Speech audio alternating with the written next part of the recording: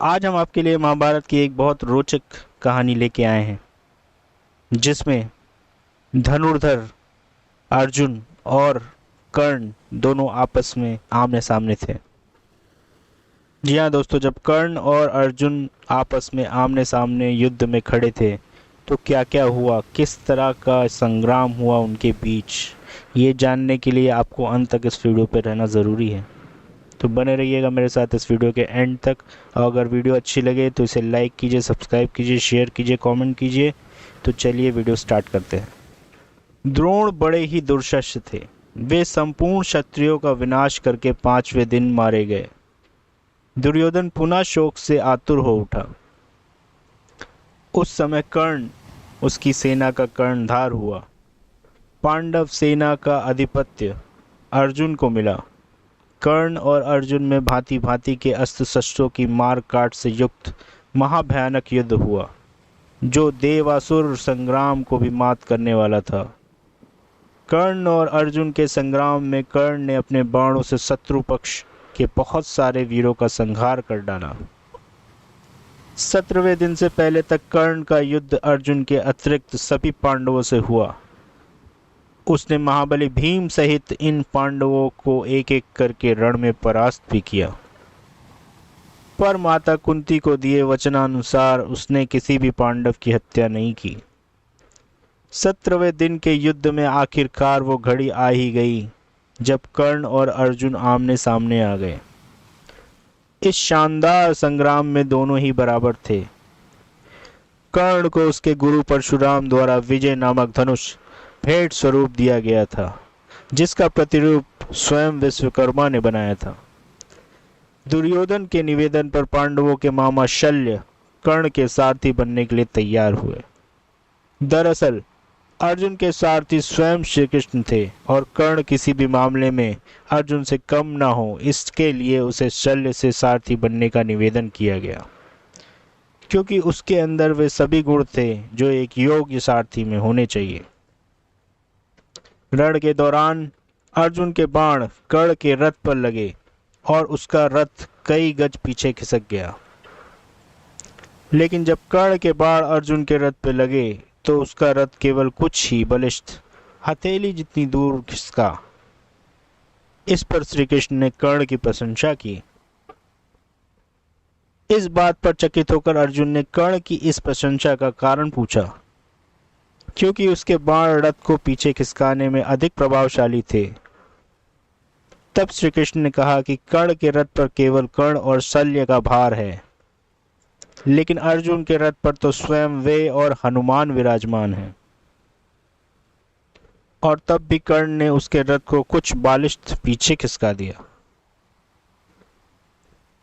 इसी प्रकार कर्ण ने कई बार अर्जुन के धनुष की प्रत्यंचा काट दी, लेकिन हर बार अर्जुन पलक झपकते ही धनुष पर प्रत्यंचा चढ़ा लेता। इसके लिए कर्ण अर्जुन की प्रशंसा करता है और शल्य से कहता है कि वह अब समझा कि क्यों अर्जुन को सर्वश्रेष्ठ धनुर्धर कहा जाता है। कर्ण और अर्जुन ने दैवीय अस्त्रों को चलाने में अपने अपने ज्ञान का पूर्ण उपयोग करते हुए बहुत लंबा और घमासान युद्ध किया। कर्ण द्वारा अर्जुन का सिर धड़ से अलग करने के लिए नागा शस्त्र का प्रयोग किया गया, लेकिन श्री कृष्ण द्वारा सही समय पर रथ को भूमि में थोड़ा सा धंसा लिया गया, जिसके कारण अर्जुन बच गए। इससे नागा शस्त्र अर्जुन के सिर के ठीक ऊपर से उसकी मुकुट को छेदता हुआ निकल गया। नागा शस्त्र पर उपस्थित अश्वसेना नाग ने कर्ण से निवेदन किया कि वह इस अस्त्र को दोबारा प्रयोग करे, ताकि इस बार वह अर्जुन के शरीर को भेदता हुआ निकल जाए। लेकिन कर्ण ने माता कुंती को दिए वचन का पालन करते हुए उस अस्त्र के पुनः प्रयोग करने से मना कर दिया। यद्यपि युद्ध गतिरोध पूर्ण हो रहा था, लेकिन कर्ण तब उलझ गया जब उसके रथ का एक पहिया धरती में धंस गया। धरती माता के श्राप के कारण वह अपने को दैवीय अस्त्रों के प्रयोग से असमर्थ पाता, जैसा कि उसके गुरु परशुराम को श्राप था। तब कर्ण अपने रथ के पहिए को निकालने के लिए नीचे उतरता और अर्जुन से निवेदन करता है कि वह युद्ध के नियमों का पालन करते हुए कुछ देर के लिए उस पर बाण चलाना बंद कर दे। तब श्री कृष्ण अर्जुन से कहते हैं कि कर्ण को कोई अधिकार नहीं है कि अब युद्ध नियम और धर्म की बातें करे, जबकि स्वयं उसने भी अभिमन्यु वध के समय किसी भी युद्ध नियम और धर्म का पालन नहीं किया था। उन्होंने आगे कहा कि तब उसका धर्म कहाँ गया था जब उसने दिव्य जन्मा द्रौपदी को पूरी कुरु राज्यसभा के समक्ष वैश्या कहा था। धूत कीड़ा भवन में उसका धर्म कहाँ गया था। इसलिए अब उसे कोई अधिकार नहीं है कि वह किसी भी धर्म या युद्ध नियम की बात करे। और अर्जुन से कहा कि अभी कर्ण असहाय है, इसलिए वह उसका वध करे। श्री कृष्ण कहते हैं कि यदि अर्जुन ने इस निर्णायक मोड़ पर कर्ण को नहीं मारा तो संभवतः पांडव उसे कभी भी नहीं मार सकेंगे और यह युद्ध कभी भी नहीं जीता जा सकता। तब अर्जुन ने एक दैवीय अस्त्र का उपयोग करते हुए कर्ण का सिर धड़ से अलग कर दिया। कर्ण के शरीर के भूमि पर गिरने के बाद एक ज्योति कर्ण उसके शरीर से निकलती हुई सूर्य में समाहित हो गई।